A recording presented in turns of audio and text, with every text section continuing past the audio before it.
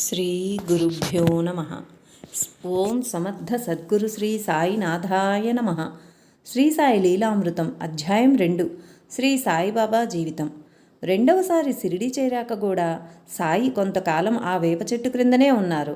ఆయన అప్పట్లో జుట్టు పొడుగ్గా పెంచుకుని తలకు తెల్లని రుమాలు, నడుముకు లంగోటి, పహిల్వాన్లా ఒక చొక్కా వేసుకునేవారు. ఆయన ధనికులు పేదలు, తమను గౌరవించేవారు తృణీకరించేవారు అనే భేదమెరుగని గంభీరుడు. ఆయన తరచుగా అల్లాను స్మరిస్తూ మసీదులోనో గ్రామ పరిసరాలలోని చిట్టడవిలోనో ఏటి ఒడ్డునున్న తుమ్మ చెట్టు క్రిందనో ఒంటరిగా కాలం గడుపుతుండేవారు. తరచుగా తమలో తాము మాట్లాడుకునేవారు. ఎదుట ఎవరూ లేకున్నా కోపంతో పెద్దగా తిడుతూనో రాయి విసురుతానని బెదిరిస్తూనో ఉండేవారు. దయ్యం పట్టిన వానిలా ఉన్నట్లుండి దూసుకుపోతుండేవారు. అందువలన ఆయన ఒక పిచ్చి పకీరని జనం తలచేవారు. లెండి దగ్గర ఒక పెద్ద తొట్టిలో గ్రామస్తులంతా పాత్రలు కడుక్కునేవారు. ఆ నీరు పశువులు త్రాగేవి. చాలా కాలం సాయి కూడా అవే తాగేవారు. అందువలన గ్రామస్తులు ఆయన్ను మంచినీటి బావి దగ్గరకు రానిచ్చేవారు కాదు.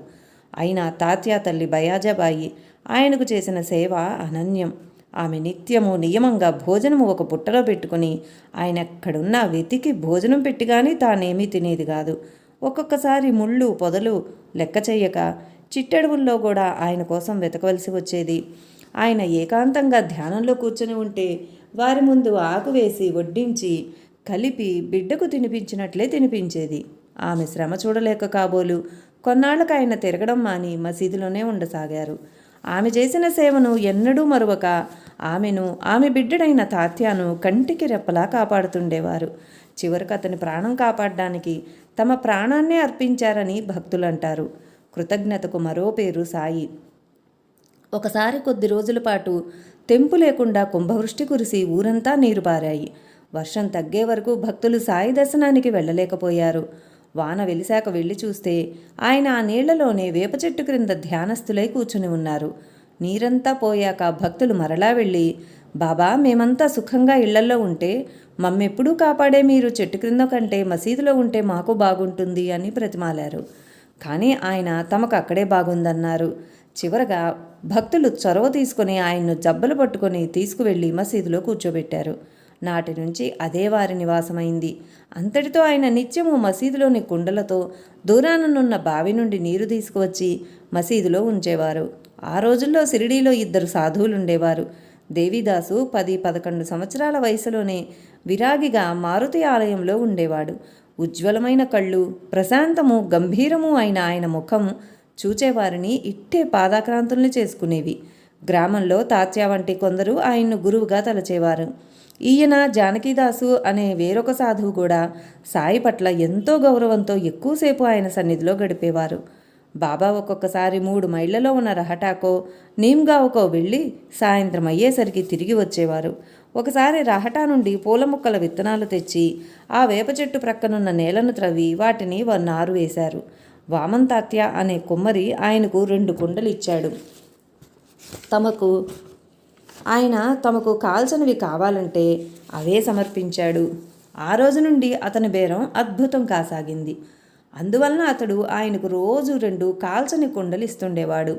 ఆయన వాటితో ఆ ఊరి బావి నుండి నీరు తెచ్చి మొక్కలకు పోసి సాయంత్రం అయ్యేసరికి ఆ కుండలు వేప చెట్టు క్రింద పెట్టగానే అవి విచ్చిపోయేవి. 3 సంవత్సరాలలో అక్కడ చక్కని తోట మొలిచింది. ఆయన ఉనికి వలన ఆ గ్రామం మహాశక్తివంతమైన క్షేత్రంగా రూపొందినట్లు. మనస్సనే నేలలో గురుభక్తిని నాటి దివ్యలీలలనే జలంతో తడిపి తపోవనం మొలిపించారు. చివరకు ఆ స్థలంలోనే ఆయన సమాధి మందిరం వెలిసింది. పుంతంబాగు చెందిన గంగగిరి బాబా అనే గృహస్థ సాధువు ఆ ప్రాంతమంతటా ఆధ్యాత్మిక ప్రచారం చేస్తుండేవారు. ఒకసారి ఆయన సిరిడి వచ్చి మారుతి ఆలయంలో భక్తులతో సద్గోష్ఠి చేస్తున్నారు. అంతలో భుజాన నీటి కుండలతో సాయి ఆ ప్రక్కగా మసీదుకు వెళుతుంటే చూచి గంగగిరి ప్రసంగం ఆపి లేచి నమస్కరించి వారి వెనుకనే మసీదుకు వెళ్ళారు. అక్కడ సాయి కుండలు దింపి వెనక్కు తిరగగానే గంగగిరి ఆయనకు నమస్కరించారు. బాబా పెద్దగా నవ్వి, దేవాలయం ఈ మసీదుకు వచ్చిందే, మంచిది. మనమిద్దరము ఒకే కుటుంబంలోని వారము, ఎంతో కాలంగా కలిసి ఉంటున్నాము. ప్రజలను సన్మార్గంలో పెట్టమని భగవంతుడు మనల్ని పంపాడు. కానీ ఈ రోజుల్లో ప్రజలు కించిత్తు కూడా పరివర్తనం చెందడం లేదు. అందరూ క్షుద్రమైన విలాసాల మైకంలో చిందులేస్తుంటే హరి మన నెత్తిపై ఆవు పాలు పెట్టి వారి మధ్యకు పంపారు. కొందరు నన్ను చూచి నవ్వి పాలకొండపై రాళ్లు విసురుతున్నారు. కొందరు నవ్వుతూ అతడు చెప్పేది వినకండి, సాయి నన్ను పూనాడు అని చెప్పి ప్రజల చేత ఈత కళ్ళు త్రాగిస్తున్నారు. నా దగ్గర పాలు తీసుకున్న వాళ్ళంతా పిచ్చివాడిని అంటున్నారు. కొందరు పాలు తీసుకొని కూడా వేదాంత చర్చల్లో దిగి పిచ్చివాళ్ళు అవుతున్నారు. సత్సంగం పట్ల విశ్వాసము గౌరవము పోయి అసత్యాన్ని ఆదరిస్తున్నారు అని ఎంతో బాధగా గంగగిరి చేతులు పట్టుకుని పోయేవాడు పోతాడు, నిలిచేవాడే నిలుస్తాడు. చిత్తశుద్ధితో తరించే మార్గం చెప్పడమే మన పని అని చెప్పి తమ ఆసనంపై కూర్చున్నారు. అప్పుడు గంగగిరి తన భక్తులతో, పేడకుప్ప వంటి ఈ గ్రామానికి ఎంతటి రత్నం లభించింది. నక్షత్రాల వంటి మహాత్ముల మధ్య ఈయన సూర్యుని వంటివాడు. మీరు పిచ్చివాళ్ళు గనక ఈయన్ను విడిచి ఎక్కడెక్కడో వెతుకుతున్నారు అన్నాడు. అలానే ఒకసారి శ్రీ అక్కలకోట స్వామి శిష్యులైన శ్రీ ఆనందస్వామి యవలా దగ్గరనున్న సవర్గావులోని మఠంలో కొద్ది రోజులున్నారు. ఆయన పరమాత్మ సాక్షాత్కారం పొందిన మహాత్ముడు. అప్పుడు సిరిడీకి చెందిన మాధవరావు దేశపాండే, నందరాం మార్వాడి మొదలైన వారు ఆయన్ను దర్శించి తిరుగు ప్రయాణం అయ్యారు. అకస్మాత్తుగా ఆ స్వామి పరుగున వచ్చి, నన్ను కూడా సాయి దర్శనానికి తీసుకుపోరా అని పిల్లవానిలా మారం చేస్తూ టాంగా ఎక్కి కూర్చున్నారు. చివరకు సిరిడీ చేరాక ఆయన సాయిబాబా ఒకరినొకరు చూచుకున్నారు కానీ ఏమీ మాట్లాడుకోలేదు. ఈయన సామాన్యమైన రాయిలా కనిపించిన గొప్ప వజ్రం, ఈ సంగతి త్వరలో మీకే తెలుస్తుంది అన్నారు. బాబాకు దీపాలు పెట్టడం ఎంతో ఇష్టం. ఆయన రోజు దుకాణాలలో నూనె తెచ్చి రాత్రంతా మసీదులో దీపాలు వెలిగించి ఉంచేవారు. రోజు అలా నూనె ఇవ్వడం దండగని తలచి ఒకరోజు ఆ వర్తకులు నూనె లేదన్నారు. బాబా నిశ్చింతగా మసీదు చేరి నీటితో ఆ డబ్బా కడిగి ఆ నీరు త్రాగేశారు. తర్వాత ప్రమిదల్లో నీరు పోసి ఒత్తులు వేసి వెలిగించారు. దీపాలు చక్కగా వెలిగాయి. గ్రామస్తుల హృదయాలలోని చీకట్లు తొలగి ఆయనను క్షమాపణ వేడారు. ఇష్టం లేకుంటే ఏమీ ఇవ్వనక్కర్లేదు, కానీ లేదని అబద్ధం చెప్పవద్దు, ఇవ్వము అని చెప్పాలి అని హితం చెప్పారు బాబా. ఈ లీల సంగతి ఆ ప్రాంతమంతా ప్రాకింది. మెరుపు ఉరుము రానున్న కుంభవృష్టిని సూచించినట్లు మానవాళికి ఆయన నుండి దివ్యలీలలు వర్షించనున్నాయని తెలిపే శంఖారావమైంది ఈ లీల. నిజానికి ఆయన మసీదులో నివసించసాగాక ఆయన చరిత్రలో మరొక ఘట్టం ఆరంభమైంది.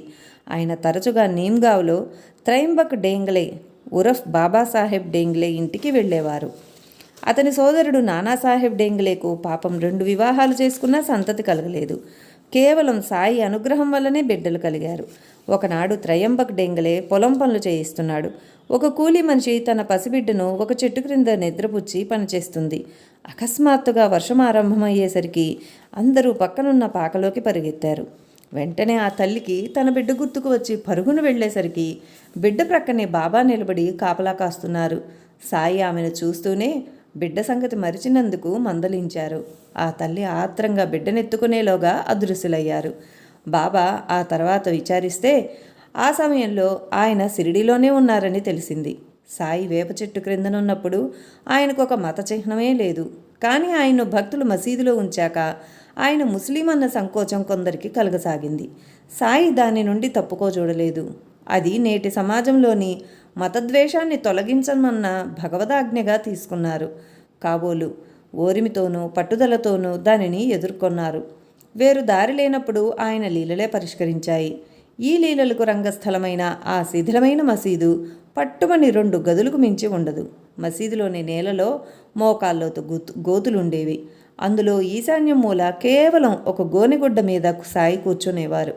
ఆయన ఎదుట ఆగ్నేయ దిక్కున ఆయన నిరతాగ్నిహోత్రము లేక ధుని నిర్వహించేవారు. తమ ఎడమ ప్రక్కనున్న అడ్డచెక్కపై చేయి ఉంచి బాబా తదేకంగా దునికేసి చూస్తుండేవారు. దానికి పడమరగా నీటి కుండలుండేవి. వాటి ప్రక్కనున్న గూటిలో ఆయన తమ చిలింగొట్టాలను ఉంచుకునేవారు. ఆయనకు కుడివైపు ఒక తిరుగలి ఉండేది. దానితో ఆయన తరచుగా గోధుమలు పిండిగా విసిరేవారు. అందుకోసం ఒక బస్తా నిండా గోధుమలు, ఆయన పొగ పీల్చడానికి ఒక సంచిలో నాటు పొగాకు ఉండేవి. పడమటి గూడుకు ఎదురుగా కూర్చొని తాము తెచ్చుకున్న భిక్ష ఒక కుండలో వేసి కలిపి ముద్దలు చేసేవారు. మొదట అచ్చటి భక్తులకు అదే ప్రసాదంగా ఇచ్చి చివరకు తాము తినేవారు. ముస్లింలు నివేదన తెచ్చినప్పుడు ఆయన ఫాతిహా చదివించేవారు. ఒక్కొక్కప్పుడు తాము కూడా చదివేవారు. భక్తులు తెచ్చిన పూలు నింబారికి ఎదురుగా వేలాడదీసేవారు. మసీదు ముంగిట్లో ఎదురుగా ఒక తులసి కోట స్థాపించారు. సాయి పంపే ప్రసాదం మతభేదం లేకుండా భక్తులందరూ తీసుకునేవారు. మత సామరస్యానికి రంగస్థలమైన మసీదుకు ఆయన ద్వారకామాయి అని పేరు పెట్టారు. ఆ పేరుకు అర్థం మతభేదం లేకుండా అందరికీ 4 పురుషార్థాలకు ద్వారాలు తెరిచి ఉండేది అని స్కాందపురాణం చెప్పింది. అక్కడ ధుని ఎందుకు అని అడిగితే అందరి పాపాలు దహించడానికే అని సాయి చెప్పారు. కులమత భేదాలకు అతీతమైనదే సాయి ధర్మమని ఆయన నివాసమైన ద్వారకామాయి సూచిస్తుంది. నాటి స్మృతులు శ్యామ ఇలా చెప్పాడు. నేనప్పుడు బడిలో టీచరును. ఆయనపై నాకు విశ్వాసం ఉండేది కాదు. రాత్రిపూట స్కూల్లోనే నిద్రించేవాడిని. మసీదులో బాబా ఒక్కరే ఉండేవారు. బడి కిటికీ నుంచి మసీదు కనిపించేది. అందరూ పిచ్చి ఫకీర్ అనే సాయిని ఆ కిటికీలో నుంచి నేను గమనిస్తుండేవాణ్ణి. అప్పుడప్పుడు మసీదు నుండి ఇంగ్లీషు, హిందీ మొదలగు భాషల్లో ఎవరో మాట్లాడడం వినిపించేది. అది బాబాయే అయి ఉండాలి. కనుక ఆయన మహిమగలవాడన్న విశ్వాసం నాకు కలిగింది. సాయి కీర్తి వ్యాపించడం వలన ఒక సమస్య ఎదురైంది. కండపుష్టి గల మొహిద్దీన్ తంబూలి అనేవాడు సిరిడీ ప్రాంతంలో తమలపాకులు, తాయెత్తులు అమ్ముకుంటుండేవాడు.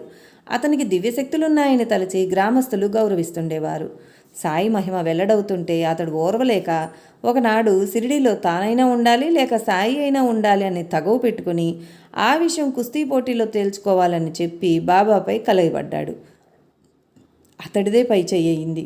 నాటి నుండి ఆ షరతు ప్రకారమే సాయి గ్రామంలోకి రాకుండా లిండి ఏటు ఒడ్డున తోపులో ఉండసాగారు. తాత్య మరి కొంతమంది భక్తులు ఆయన్ను అక్కడే సేవించుకునేవారు. వాళ్ళెంతగా బ్రతిమాలినా సాయి గ్రామంలోకి రాలేదు. ఒకరోజు అకస్మాత్తుగా తంబూలీకి హృదయ పరివర్తన కలిగి ఒక మహాత్ముని దర్గా వద్ద సాత్వికంగా జీవించదలిచి సిరిడి విడిచి వెళ్ళిపోయాడు. అతని కండబలాన్ని బాబా ఆత్మబలము, ద్వేషాన్ని ప్రేమ జయించాయి. తర్వాత సాయి మరలా మసీదుకు వచ్చారు. 5 సంవత్సరాల తర్వాత మరొక సంఘటన జరిగింది. అహ్మద్నగర్ నుండి జహ్వర్ అలీ అనే ముస్లిం ఒకడు రహటా వచ్చాడు. అతడు పండితుడు, మంచి మాటకారి. త్వరలో అతడు ఆ గ్రామస్తులను ఆకట్టుకుని ముస్లిములకు ఒక ప్రార్థనా స్థలం కట్టించసాగాడు. కానీ అంతలో ప్రజలు అతని సంకుచితమైన మతదృష్టికి అసహించుకొని ఆ ఊరి నుండి వెళ్ళగొట్టారు. అలీ పారిపోయి వచ్చి సిరిడీలోని మసీదులో తలదాచుకున్నాడు. కానీ తనకు బుద్ధిని విడువలేదు. మంచి మాటలతో భక్తులను ఆకట్టుకుని త్వరలోనే సాయి తన శిష్యుడని చెప్పసాగాడు. బాబా కూడా ఓరిమి వినయాలతో అలానే మెలగసాగారు.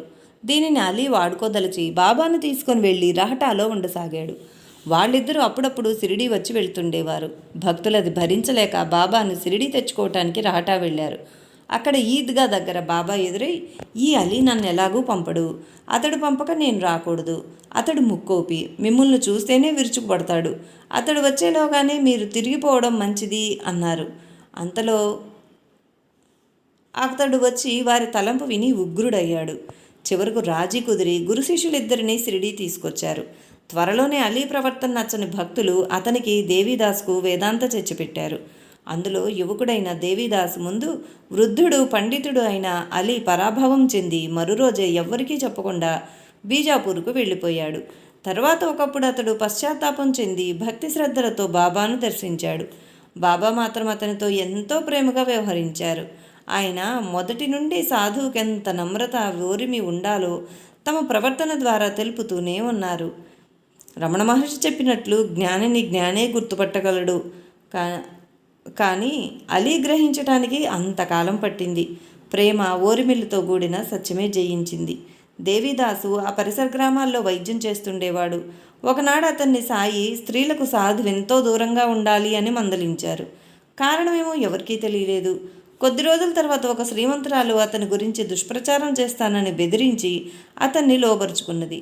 అప్పుడు సాయి మాటలకు అర్థమేమో తెలిసి అతడు ఆ ప్రాంతమే విడిచి వెళ్ళిపోయాడు. జానకీదాస్ మాత్రం సాయి హెచ్చరికలను జాగ్రత్తగా పాటించేవాడు. చివరికి అతడు సిరిడీ నుండి వెళుతుంటే భక్తులు అతనికి ఘనమైన వీడ్కోలు చెప్పారు. అప్పుడు అతని దివ్యవర్చస్సు వెలుగు రూపంలో మారుతి విగ్రహంలో లయమైంది. జై సమర్థ సద్గురు సాయినాథ్ మహారాజ్కి జై. గురుదేవ దత్తకు జై. లైక్ చేయండి, షేర్ చేయండి, సబ్స్క్రైబ్ చేయండి. సబ్స్క్రైబ్ చేసుకున్న వారు పక్కనే ఉన్న బెల్ ఐకాన్ ప్రెస్ చేసి ఆల్ అని ప్రెస్ చేస్తే నా నోటిఫికేషన్స్ వెంటనే మీకు అందుతాయి.